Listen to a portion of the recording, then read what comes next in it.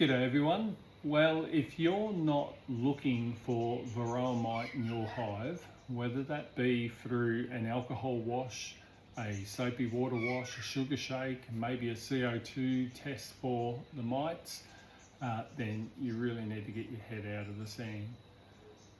There are other ways that you can look for the mite. So if you have a solid base on your hives, the mite doesn't have a very good grip on the bees and it can fall off onto that base.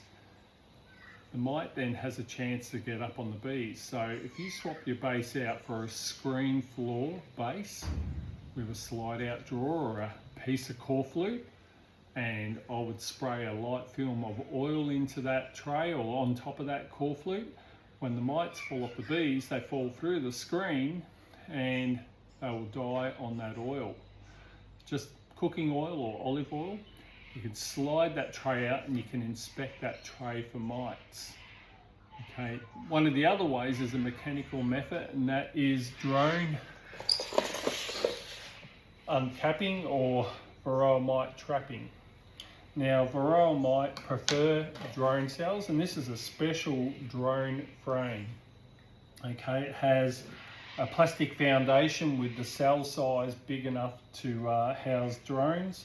The bees pick up on that cell pattern and they draw the comb out, and the queen will come along and only lay infertile eggs in there, all being drones. And the mites prefer they prefer drone brood compared to worker brood. Reason being, drones take about 24-25 days to hatch. The mite knows that it can actually reproduce underneath the cell of a drone a lot more than what it can in a worker brood cell. Okay, so why wouldn't we exploit this preference that the mites like?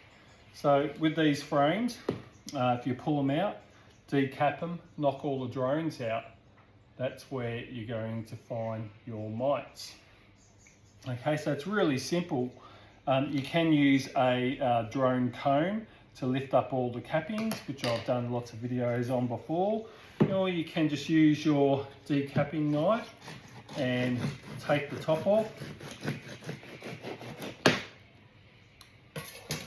render that down later, knock out all those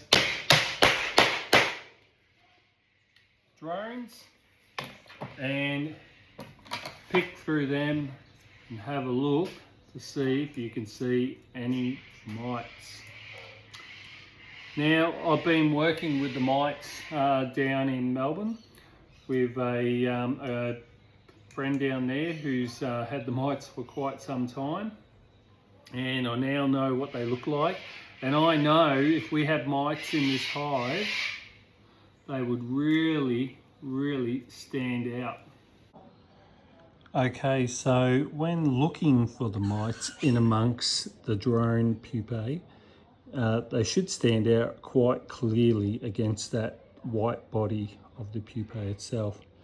Now, your phones are really good because you can zoom right in and have a really good look. What's that speck there? And see if it's a mite.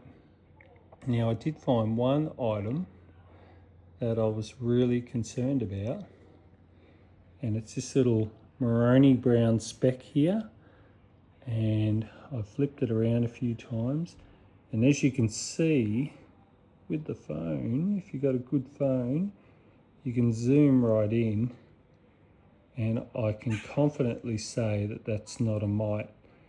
When you do see a mite for the first time, you can actually see its little legs and feelers and its very nice curved oval shape.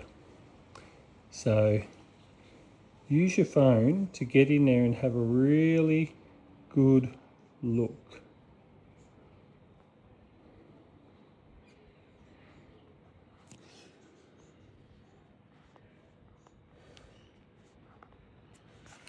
So once again, I found another item that's a little bit concerning, but when I zoom right in, I can clearly see that it's not a mite.